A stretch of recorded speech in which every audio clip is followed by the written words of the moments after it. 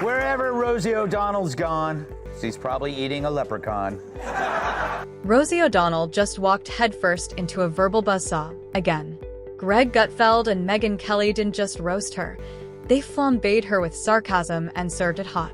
Rosie tried to flex, but face planted straight into a puddle of her own bad takes. The result? A glorious takedown that's juicier than a Hollywood scandal and twice as entertaining. If you thought celebrity meltdowns were wild, wait until you hear what they said next. Get the popcorn ready. This one's too good to miss. She's our hero of the day for leaving America if Trump won and relocating to Ireland, where she's still not funny. So many celebs say they're going to do it but never do, but does she have any regrets? I have no regrets. Not a day has gone by that I thought it was the wrong decision. I was welcomed with open arms. I knew after reading Project 2025 that if Trump got in, it was time for me and my non-binary child to leave the country. If disaster had a voice, a Twitter account, and a grudge against common sense, it would be Rosie O'Donnell on full volume. Imagine her after 3 Red Bulls and a failed audition for Relevance, chaotic and clueless. After 20 years of fumbling fame, you'd think she'd try something radical, like humility. But nope, Rosie's doubling down, shouting into the void like volume alone can turn delusion into brilliance. We're about to see Miranda, the character played by Cynthia Nixon, who is so annoying, in bed with a virgin nun played by Rosie O'Donnell. I just threw up a little in my mouth. Go ahead, roll it. Are amazing. Oh, I have never experienced anything like that. Ew. that's a nice way to wake up. Oh, you are really, really something. And? Oh my God, yes. It felt so, I don't know, electric, and yet still so natural. I never dreamed my first time could be both those things. First time? Oh my God. I'm so grossed out, Emily. You have to talk. Rosie's entire persona is like that angry aunt at Thanksgiving, showing up empty-handed, derailing every conversation with unsolicited drama and still demanding the leftovers. She's the human version of a microwave that won't stop beeping right when your patience hits 0. Watching her cling to relevance feels less like a comeback and more like a slow-motion car crash, she insists, is avant-garde performance art. It's exhausting, and somehow, she's proud of it. Mr. Trump, one of the things people love about you is you speak your mind and you don't use a politician's filter. However, that is not without its downsides, in particular when it comes to women. You've called women you don't like fat pigs, dogs, slobs, and disgusting animals. Your Twitter account— Only Rosie O'Donnell. And then in walk Megyn Kelly and Greg Gutfeld, armed with receipts, eye rolls, and the worn-out patience of 2 people who've endured one too many Rosie meltdowns.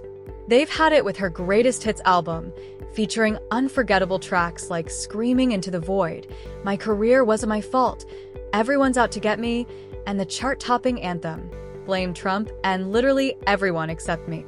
But once you've decided against all evidence and reality that you are the good guy, you can excuse anything. They even push the myth that Musk is in it for himself.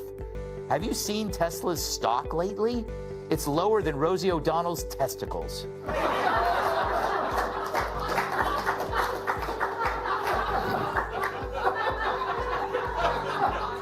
When Megyn Kelly decides to engage, she doesn't merely critique, she performs precision demolition.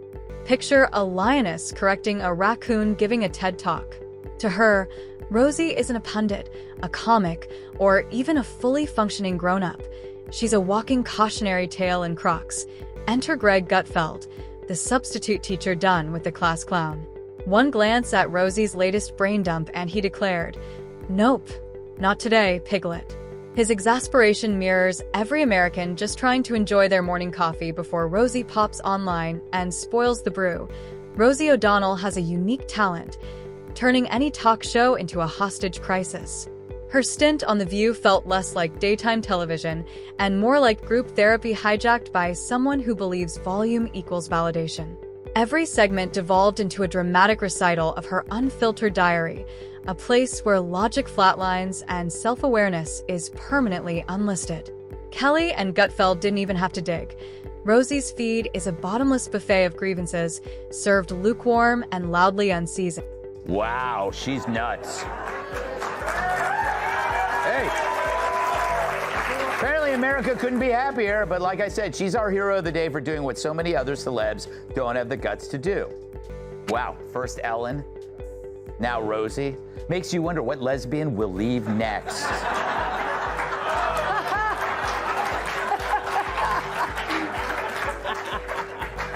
Julie, she seems miserable, and it doesn't really matter where she goes. She's trying to get away from whatever is inside her, because I looked at her and I go like, wow, she has changed. Rosie's debate strategy is nothing but decibel warfare. Pose one modest question and brace for a 10-minute TED tantrum explaining how a cabal of barometric pressure, gluten particles, and toxic masculinity conspires against her. In the sonic shrapnel, she somehow blames the patriarchy for personally resetting her Netflix password. Greg Gutfeld, heroic in his patience, attempted to summarize her latest soliloquy, then surrendered, realizing you'd need a decoder ring, 3 semesters of chaos theory, and a portable defibrillator just to keep pace.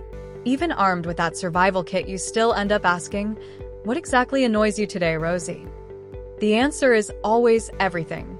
She's furious at clouds, billionaires, people insufficiently furious, neighborhood squirrels, smartphone autocorrect, sock elasticity, microwaves, happiness, and especially a world that spun forward without pausing to verify her emotional temperature. Spoiler, she's still boiling. Megyn Kelly finally articulated what the internet has been screaming into pillows. Rosie, sit down. For the love of dwindling dignity, stop trying to rebrand your meltdowns as movements. This isn't activism. It's an endlessly looping public tantrum, replaying in a theater only she refuses to leave. The audience long ago exhausted its snacks, water, and remaining sympathy altogether. Herpes virus. I'm sorry, Exhibit A. Here is Rosie O'Donnell bitching and moaning about her favorite person, Donald Trump. I think this is before she moved. I can't keep track of where she's living in the world to avoid him. Watch. Well, hey, everybody, it's Friday all day, as my Nana would say. And look what I have on my lip. Everybody's been saying, you have herpes all this time, and I never had a cold sore in my life. And now I have a cold sore. And it makes me think that perhaps this weird pimple that had a tiny little head was a cold sore too. And so I talked to my doctor today, and I did a video telehealth, and they said that it's not a cold sore, it's some reaction to this. Remind me, what exactly is Rosie O'Donnell famous for these days? Name a single fresh project that isn't an unfiltered Instagram monologue shot on a potato, powered by caffeinated rage and expired NyQuil fumes. Her most reliable booking now is screaming at passing cumulus formations like an off-duty oracle in a clearance rack hoodie. Remember her supposed golden acting years? Even then, she only managed to play herself, possessing the emotional range of a parking meter and the subtlety of a jackhammer at a funeral. If typecasting gave out trophies, Rosie would already have a Lifetime Achievement Award for loud and annoyed. And her social media? Imagine tossing a drama queen into a blender, adding political confusion, 3 teaspoons of 2008-era Facebook memes, smashing, puree, and pouring the slurry straight onto your timeline. Scrolling her feed feels like witnessing someone perform open-heart surgery on their dignity with a bent plastic fork amid live streaming applause they invented. Meanwhile, everyone else changes the channel and breathes easier. Sir, that's the same thing with Rosie. You know why she's leaving, right? We know why she's leaving. We know. It's literally an ego trip. Once nobody likes you, you just leave. So when are you leaving, Jesse?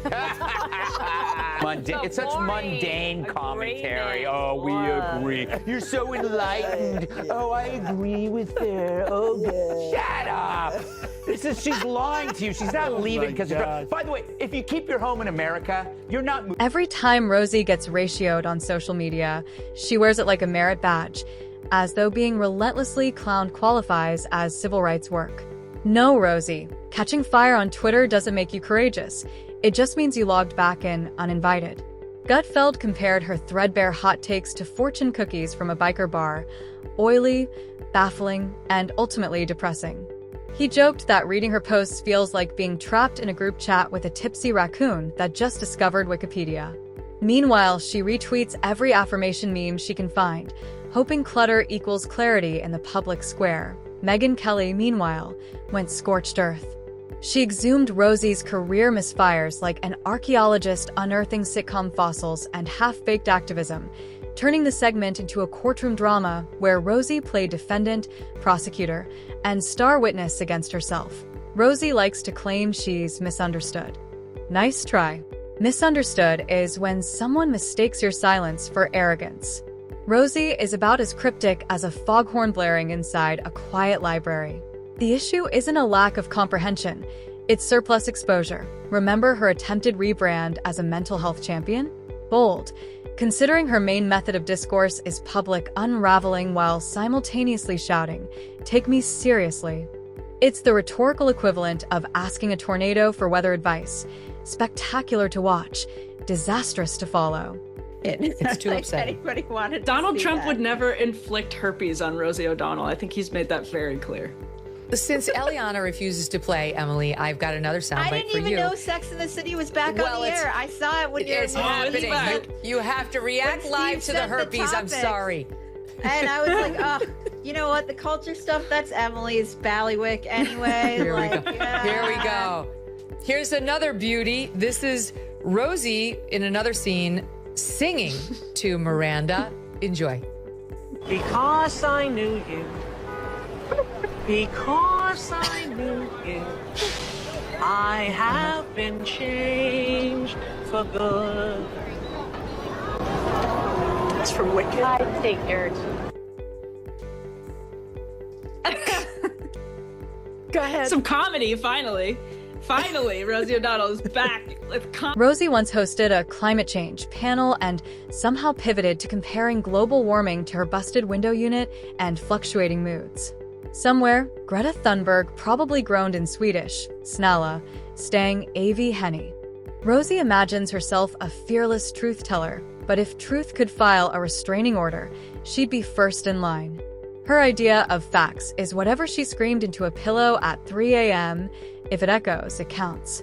Picture Alex Jones in fleece sweatpants belting show tunes and you're close. Think conspiracy radio in a community theater bravado costume. Greg Gutfeld didn't bother with politeness. He likened her political rants to expired milk, still lurking in the fridge, still reeking, still sabotaging every cup of coffee unlucky enough to touch it. Rosie's go-to conflict resolution strategy: yell, shut up, louder than everyone else. It isn't debate, it's WWE without the cardio, pyrotechnics, or residual dignity.